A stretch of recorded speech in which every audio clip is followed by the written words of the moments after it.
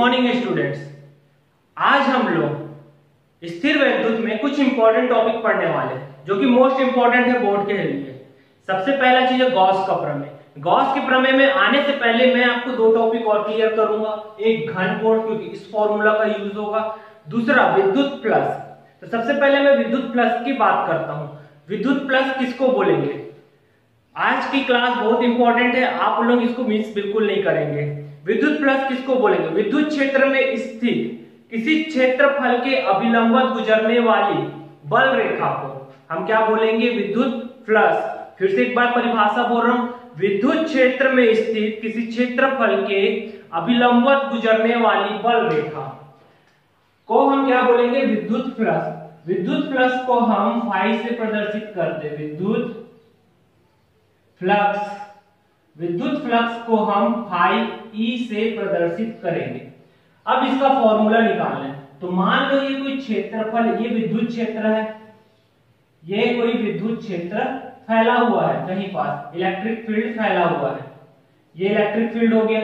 यहां बस कोई क्षेत्रफल है, क्षेत्रफल की कोई वस्तु रखी हुई है, ठीक है।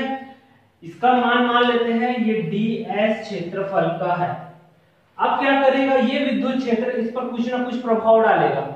यदि ये कुछ कोण बनाते हुए रखा हुआ हो, ये क्षेत्रफल ऐसे करके थोड़ा सा अपनी जगह से, अभी तो लंबवत है, लंबवत की जगह थोड़ा सा एंगल बनाते हुए रखा हो, स्ट्रेट का रखा हो, ds इस दिशा में हो और विद्युत क्षेत्र की तीव्रता इस दिशा में हो, दोनों एक दूसरे के क्या हो? अभिलंबवत हो, और बीच का कोण थीटा हो। तो विद्युत फ्लक्स की परिभाषा phi E equal to E ds cos theta. E ds, E विद्युत क्षेत्र की तीव्रता, ds जो ये क्षेत्रफल है, अल्प क्षेत्रफल जो लिया गया है वो, या s क्षेत्रफल लेंगे, जिस क्षेत्रफल को भी लेंगे वो उसका मान, और उनके बीच का कोण cos थीटा। इसी को वेक्टर रूप में कई जगह शो किया हुआ है। Phi E equal to E ds vector, क्योंकि हम फॉर्मूला पढ़े हैं a vector dot b vector equal to mod of a mod of b cos theta. तो ये फॉर्मूला के हिसाब से ये भी बना हुआ है। तो कई जगह ये यूज करेंगे, कई जगह ये रहेगा तो इसको ये लिख सकते हैं, ये रहा तो ये लिख सकते हैं। विद्युत प्लस की परिभाषा कई बार पूछा गया कि विद्युत प्लस किसको बोलेंगे, तो क्या होगा इसकी परिभाषा को फिर से बोल रहा हूं, आप लोगों को लिखना है तो लिख सकते हैं। विद्युत क्षेत्र में स्थित किसी क्षेत्रफल, विद्युत क्षेत्र में स्थित, ये विद्युत क्षेत्र है, विद्युत क्षेत्र में स्थित किसी क्षेत्रफल, ये क्या है? क्षेत्रफल का कोई वस्तु है। विद्युत क्षेत्र में स्थित किसी क्षेत्रफल के अभिलंबवत गुजरने वाली बल रेखा को हम क्या बोलेंगे? विद्युत प्लस कहते हैं।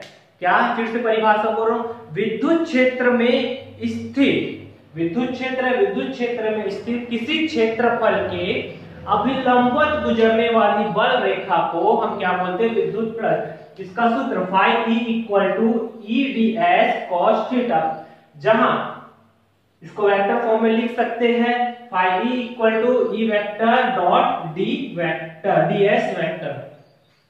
एक थोड़ा सा डायग्राम भी देख लेते हैं थोड़ा सा फ्लक्स के लिए, फिर उसके बाद आगे जाएंगे नेक्स्ट टॉपिक पर। मान लो फ्लक्स कैसे जनरेट होता है। मान लो कोई दो आवेश है, विद्युत फ्लक्स कैसे जनरेट हो रहा है? ये कोई प्लस क्यू आवेश है और ये क्यू क्या है? माइनस क्यू आवेश। तो हमेशा जानते हैं कि धारा का प्रवाह किस तरफ से किस तरफ होता है? प्लस से माइनस की ओर। तो ये क्या हुआ? धारा का प्रवाह। ऐसे ही बहुत सारे आवेश निकले होंगे और किस तरफ गए होंगे? क्यू के तरफ, ऐसे ही। और इसी प्रकार क्या हुआ होगा? फ्लक्स का जनरेट इस प्रकार, ये भी इस तरफ, ये भी इस तरफ, ये भी इस तरफ, ऐसे। यही क्या कहलाता है? विद्युत फ्लक्स। यानी विद्युत क्षेत्र, विद्युत क्षेत्र किन चीजों से मिलकर बना है? एक प्लस आवेश और एक माइनस। और शुरू में हम पढ़े हुए हैं कि दो आवेशों से मिलकर ही विद्युत क्षेत्र का निर्माण होगा, एक प्लस क्यू और माइनस क्यू। अब इन दोनों आवेश के बीच भी कुछ ना कुछ तो गमन होगा, क्योंकि दोनों के बीच में कुछ ना कुछ टकराव होगा, एक दूसरे से आदान प्रदान करेंगे। आदान प्रदान करेंगे तो स्वाभाविक बात है फ्लक्स जनरेट होगा। उसी को हम बोल रहे हैं विद्युत फ्लक्स, जो कि जनरेट हो रहा है, जो क्षेत्र का निर्माण कर रहा है। तो उसका फॉर्मूला क्या हो गया? Phi E equal to E ds cos theta. अब नेक्स्ट टॉपिक पे आते हैं घन कोण। इसका यूज होगा सेकेंड। घन कोण की परिभाषा में लिखा हुआ हूं और डायग्राम बनाया हूं। क्या है, किसी भी पृष्ठ द्वारा किसी बिंदु पर बनाया गया कोण घन कोण कहलाता है। अब यहाँ पर डायग्राम से स्पष्ट कीजिए, ये एक पृष्ठ है, ये एक पृष्ठ है, इस पृष्ठ से एक बिंदु हो गया, इस बिंदु पर जो कोण बना रहा है इस कोण को हम क्या बोले हैं, घन कोण। पृष्ठ से बिंदु पर बनाया गया कोण को हम क्या बोलते हैं, घन कोण। अब यहाँ पर एक पॉइंट मान लिए O से r दूरी पर मान लिए है जो बिंदु P है, जिस पर विद्युत क्षेत्र की तीव्रता ज्ञात करनी है। तो इस पर एक अल्प पृष्ठ ले लिए, छोटा सा पृष्ठ लिए हुआ, इसलिए से ds ले लिया और उनके मध्य का कोण क्या है, थीटा, और ये बिंदु P है। तो ये डायग्राम रिलेटेड के लिए मैंने शो किया हुआ है। तो फिर से आप देखिए, परिभाषा के हिसाब से डायग्राम बनाए, किसी भी पृष्ठ द्वारा किसी बिंदु पर बनाए गए कोण को घन कोण कहते हैं। ये एक पृष्ठ है, इस पृष्ठ द्वारा इस बिंदु पर बनाया गया कोण को क्या बोल रहे हैं, घन कोण। अब इसी का हमको मान निकालना है घन कोण का, तो थोड़ा सा जमाते हैं। क्या है, बिंदु O पर बनाया गया घन कोण कौन सा है, d ओमेगा। बिंदु O पर किसके द्वारा, इस पृष्ठ, अल्प पृष्ठ, परिभाषा लिखिए, डायग्राम बना लिया, अल्प पृष्ठ ds द्वारा बिंदु O पर बनाया गया घन कोण क्या चीज है, d ओमेगा माने हैं, तो d ओमेगा इसका फॉर्मूला होगा ds cos theta upon r square. ds ये पृष्ठ का क्षेत्रफल, cos थीटा इनके मध्य का कोण और r इनके बीच की दूरी, ये हमारा फॉर्मूला हुआ। ये कब के लिए है, जब अल्प पृष्ठ हो, जहां ds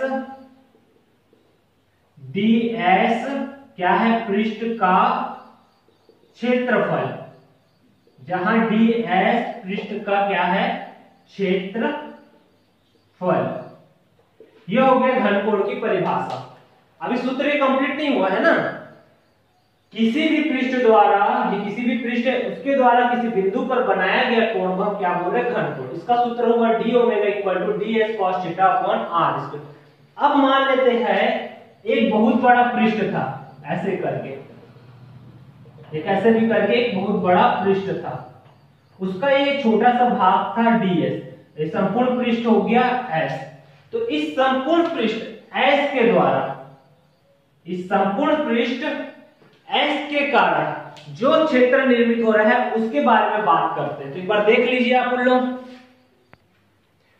ds, जो ये ds है एक बड़े पृष्ठ, ये ds एक बड़ा पृष्ठ कौन सा है, s का अल्पखंड, तो ओमेगा इक्वल टू, इसका समाकलन कर देंगे दोनों तरफ, तो d ओमेगा इक्वल टू, इसको बंद पृष्ठ किसका ले रहे हैं, s का ले रहे हैं। मैं थोड़ा सा अच्छे से लिख रहा हूं, बंद पृष्ठ को हम लोग चिन्ह लेंगे फाई से, ये जो समाकलन है उसमें गोला लगा देंगे तो ये पृष्ठ क्या हो गया, बंद हो गया। लेकिन हम किसका पृष्ठ ले रहे हैं, s का, तो क्या लिख दिए s। ये हो गया d ओमेगा इक्वल टू, इसका भी समाकलन होगा s बंद पृष्ठ ds cos theta upon r square, इसी को हम लिख सकते हैं ओमेगा। तो यदि ds एक बड़े पृष्ठ s का अल्पखंड, तो हम इस पूरे का क्या कर देंगे, जब संपूर्ण पृष्ठ निकालना होगा तो पूरे का क्या कर देंगे, समाकलन कर देंगे। और ये बंद पृष्ठ है इसलिए इसका चिन्ह क्या हो गया, समाकलन के अंदर बोला बंद पृष्ठ का, यानी संपूर्ण पृष्ठ के लिए इसका फॉर्मूला हो गया, जहां इस पूरे की वैल्यू का मान होता है 4 पाई। ये सूत्र की व्युत्पत्ति क्या मान होगा, 4 पाई। यदि हमको डेरिवेशन में ये दिख गया ds cos theta upon r square, और ये क्या है, बंद पृष्ठ, पृष्ठ बंद होना अनिवार्य, तो उसके जगह हम क्या लिख देंगे, 4 पाई। तो इससे एक और परिभाषा बनता है कि किसी बंद पृष्ठ पर अल्प पृष्ठ से बना हुआ घन कोण का मान कितना होता है, 4 पाई। किसी बंद पृष्ठ है, बंद पृष्ठ पर क्या किया, अल्प पृष्ठ किसी बिंदु पर जो कोण बना रहा है उसका मान क्या होगा, 4 पाई। अब हम लोगों ने दो फॉर्मूला देख लिया, एक बार फिर से देख लीजिए और स्क्रीनशॉट ले रहे तो ले लीजिए। एक फॉर्मूला हम लोगों ने देखा किसका, विद्युत फ्लक्स का, दूसरा फॉर्मूला देखा घन कोण का। विद्युत फ्लक्स की फॉर्मूला क्या था, विद्युत फ्लक्स का फॉर्मूला विद्युत flux phi E equal to E vector ds vector, या इसी को हम क्या लिख सकते हैं, ई ds cos थीटा। और इसका फॉर्मूला घन कोण का ओमेगा इक्वल टू बंद पृष्ठ का समाकलन d ओमेगा, या इसी को ही हम क्या लिख सकते हैं, ds cos theta upon r square, या इसी को ही 4 पाई। पृष्ठ जो सा रहेगा s रहेगा तो s, दूसरा पृष्ठ रहा तो दूसरा पृष्ठ, जो पृष्ठ का नाम रहेगा उसको लिख देंगे। तो चलिए अब आते हैं गॉस का प्रमेय, इस अध्याय का मोस्ट इंपोर्टेंट टॉपिक, बोर्ड में सबसे ज्यादा बार पूछा गया क्वेश्चन। तो मैं रफ कर रहा हूं, फिर आते हैं नेक्स्ट टॉपिक पे। चलिए आते हैं इस अध्याय का सबसे मोस्ट इंपोर्टेंट थ्योरम, गॉस का प्रमेय या गॉस प्रमेय। इसकी परिभाषा और डायग्राम बना हुआ है। डायग्राम मैं नीडेंटली पहले से बना दिया, लेकिन समझाने के एक बार आप लोगों को और बताऊंगा। परिभाषा क्या बोल रहा है, किसी बंद पृष्ठ से गुजरने वाला संपूर्ण विद्युत फ्लक्स पृष्ठ के अंदर उपस्थित कुल आवेश का 1/ε0 गुना होता है। फिर से बोल रहा हूं, किसी बंद पृष्ठ से, कोई बंद पृष्ठ है, अब मैं इस हिसाब से डायग्राम बना रहा हूं ना, ये कोई बंद पृष्ठ है, ये पृष्ठ का आकार हमको नहीं पता, इसलिए मैं इसको आकृतिहीन बनाया हूं कि किसी भी प्रकार की आकृति में कोई भी बंद पृष्ठ हो सकता है। किसी बंद पृष्ठ से गुजरने वाला संपूर्ण विद्युत फ्लक्स पृष्ठ के अंदर उपस्थित, पृष्ठ के अंदर मान लो एक आवेश उपस्थित है O पर, तो यहां पर एक अल्पपृष्ठ की कल्पना कर लिए, अल्पपृष्ठ हो गया है ds। अब यहां से इसको मिला दिए तो क्या बना है, एक घनकोण बना हुआ है d ओमेगा। तो O से r दूरी पर हम क्या निकाले, बिंदु P की कल्पना किए, जिस पर विद्युत क्षेत्र की तीव्रता क्या हो गई E, और ये अल्पपृष्ठ हो गया ds, इनके मध्य का कोण हो गया थीटा। अब जब ये पृष्ठ से द्वारा किसी बिंदु पर कोई कोण बन रहा है तो क्या होगा, घन कोण होगा। और दूसरी बात क्या बोल रहा है, फ्लक्स की बात बोल रहा है कि बंद पृष्ठ से गुजरने वाला संपूर्ण विद्युत फ्लक्स पृष्ठ के अंदर उपस्थित कुल आवेश का 1/ε0 गुना होता है, जहां ε0 क्या है, निर्वात की विद्युतशीलता। ये डायग्राम हो गया, डायग्राम उधर बना हुआ है, इससे आप देख के क्लियर कर सकते हैं। अब ये परिभाषा से मैं सूत्र जमाता हूं, क्या उत्पत्ति करना है, किसी बंद पृष्ठ से गुजरने वाला संपूर्ण विद्युत फ्लक्स पृष्ठ के अंदर उपस्थित कुल आवेश का 1/ε0 गुना होता है। कौन, संपूर्ण विद्युत फ्लक्स। संपूर्ण विद्युत फ्लक्स को हम किससे शो करेंगे, फाई ई से। और पृष्ठ के अंदर उपस्थित कुल आवेश क्या है, Q का कितना होता है, 1/ε गुना, तो phi E equal to Q upon ε0। ये गॉस का प्रमेय है, गॉस का प्रमेय। अब इसको हम लोग की व्युत्पत्ति करना है। तो सबसे पहला चीज हम तो थ्योरी मानेंगे, थ्योरी में आप लोग को समझा रहा हूं, आप लोग लिखेंगे, ठीक है। सबसे पहले एक क्या है, एक बंद पृष्ठ है S, क्या है, एक बंद पृष्ठ, माना एक बंद पृष्ठ है S, उस पर एक अल्प पृष्ठ की कल्पना करते हैं, या अल्प पृष्ठ ds लेते हैं।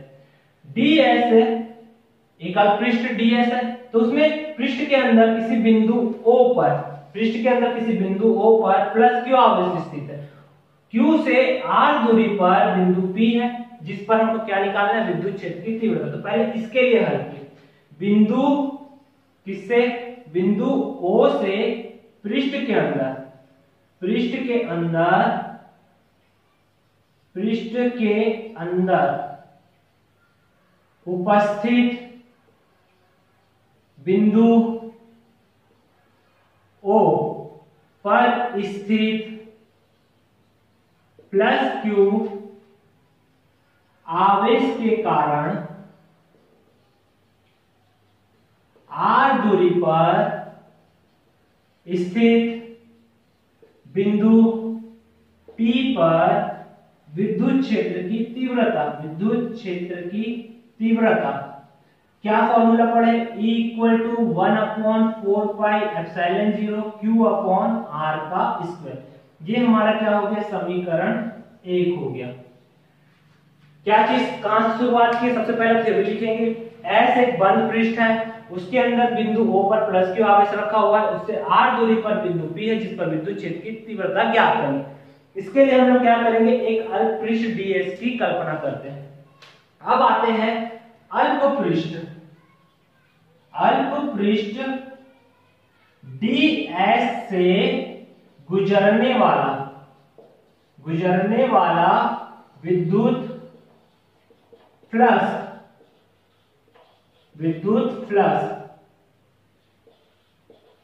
किससे?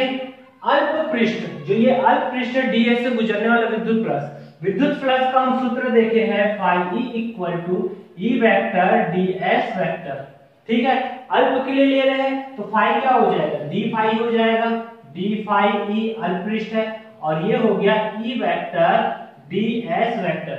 अब वेक्टर का चिन्ह हटाए तो d phi E equal to vector का चिन्ह हटाइए तो क्या हो जाएगा? E ds cos theta. ये हो गया समीकरण 2। इस E का मान को यहां पास रख दे। इस तरफ के डायग्राम को मैं पूरा मिटा दूं, कोई यूज नहीं है। संपूर्ण पृष्ठ भी लेंगे तो हम S ले लेंगे डायरेक्ट, डायग्राम का कोई यूज नहीं है तो मैं डायग्राम रफ कर दे रहा हूं। E का मान समीकरण 2 में रख दिया। E का मान समीकरण 2 में रखने पर, समीकरण 2 है हमारा, ये है तो ये हो गया d phi E equal E के जगह रख दिए 1/4 pi epsilon 0 Q upon R square और इसका मान क्या है? ds cos theta. ये हो गया समीकरण 3। इसको हम समीकरण 3 देके छोड़ देते हैं। समीकरण 3 ये किसके लिए निकला है? देखो यहां पास भी d है, यहां पास भी d है, यानी ये अल्प पृष्ठ के लिए निकला है। अब हम निकालते हैं संपूर्ण पृष्ठ। संपूर्ण पृष्ठ के निकालेंगे तो क्या है? संपूर्ण पृष्ठ और पूरा बंद है, गोला पैक है, तो क्या हो जाएगा? समाकलन। तो संपूर्ण पृष्ठ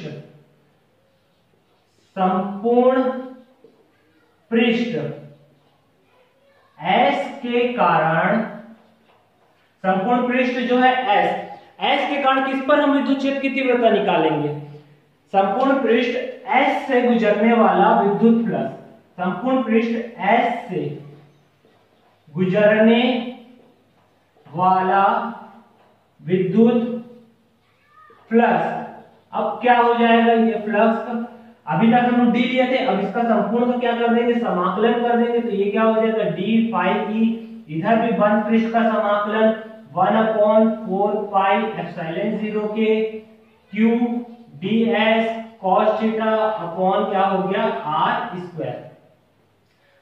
अब देखिए ये क्या हो जाएगा? इसका समाकलन, हम किसी का भी समाकलन जानते हैं, यदि dx है तो क्या होता है? x, यहाँ क्या फाई E है तो ये क्या हो जाएगा? फाई E इक्वल टू, यहाँ जो कांस्टेंट है बाहर निकाले 1/4 पाई एप्सिलॉन 0 कांस्टेंट है 1, नहीं जो हम लोग को कांस्टेंट लग रहा है Q और क्या चीज कांस्टेंट है? 1/4 पाई एप्सिलॉन 0। तो Q 1/4 पाई एप्सिलॉन 0 को बाहर निकाल दिए तो क्या बच गया? ds cos theta upon r का वर्ग। अब हम घनकोण की परिभाषा से जानते हैं। इस तरफ मैं प्राप्त कर रहा हूं थोड़ा सा।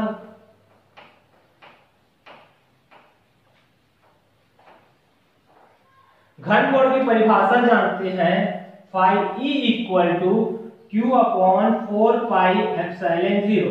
क्या बचा है? ds cos theta upon r square. घनकोण की परिभाषा से हम जानते हैं, घनकोण की परिभाषा में हम लिखे थे यदि phi ds cos theta upon r square हो तो हम अब क्या लिख सकते? 4 पाई। तो ये मान के यहाँ पर रख दिए तो फाई E इक्वल टू क्या हो गया? Q upon 4 pi epsilon 0 into 4 पाई। ये 4 पाई कट गया तो फाई E इक्वल टू क्या बचा? Q upon epsilon 0। यही क्या है? गॉस का प्रमेय है। कुछ नहीं करना है, पहले हम लोग क्या करेंगे? अल्प पृष्ठ से शुरुआत करेंगे। सबसे पहले हम किससे शुरुआत करेंगे? अल्प पृष्ठ से गुजरने वाला संपूर्ण विद्युत फ्लक्स। तो अल्प पृष्ठ से जब गुजरेगा, पहला काम है गॉस के प्रमेय परिभाषा लिखना। परिभाषा लिखने के बाद डायग्राम बना के उसको जमाना। डायग्राम बना के जमा लेंगे तो फिर उसके बाद कहां चालू करेंगे? अल्प पृष्ठ से गुजरने वाला संपूर्ण विद्युत फ्लक्स या विद्युत फ्लक्स, अल्प पृष्ठ से गुजरने वाला विद्युत फ्लक्स। तो सबसे पहले हम लोग उससे पहले विद्युत क्षेत्र की तीव्रता निकालेंगे। तो विद्युत क्षेत्र की तीव्रता E equal to 1/4 pi epsilon 0 Q upon क्या है? R square. ये क्या है? O से R दूरी पर स्थित बिंदु P पर विद्युत क्षेत्र की तीव्रता। उसके बाद हम क्या निकालेंगे? अल्प पृष्ठ से तो d फाई e होगा और वो क्या होगा e ds cos theta. e की वैल्यू को यहाँ पर पुट किए, जब ये पुट कर लिए तो हमको क्या मिल गया, ये मान मिल गया, ये मिल गया। संपूर्ण पृष्ठ के निकालने तो हम क्या कर दिए, दोनों तरफ समाकलन कर दिए बंद पृष्ठ का, तो ये वैल्यू आ गया और इसको सॉल्व किए तो हमको क्या मिल गया, गॉस का प्रमेय। ये इस अध्याय का सबसे मोस्ट इंपॉर्टेंट थ्योरम है और इसी के अकॉर्डिंग ही पूरा हम लोग का अब आगे का अनुप्रयोग बनेगा। इसको पढ़ ही लेना आप लोग अच्छे से और जो भी डाउट होगा क्लियर कर लेंगे। एक बार और देख लेंगे वीडियो, यदि नहीं आ रहा है क्लियर तो एक बार अच्छे से देख लेंगे, उसको बिना देखे बना देख लेंगे। इसी पर आधारित अनुप्रयोग है, ये इंपॉर्टेंट है। अब हम मिलते हैं नेक्स्ट क्लास में आगे के अनुप्रयोग को लेकर। क्लासेस अच्छी लग रही होगी तो चैनल को सब्सक्राइब कीजिएगा और फ्रेंड्स को भी शेयर कीजिएगा। मिलते हैं नेक्स्ट क्लास में। Okay, thank you, bye.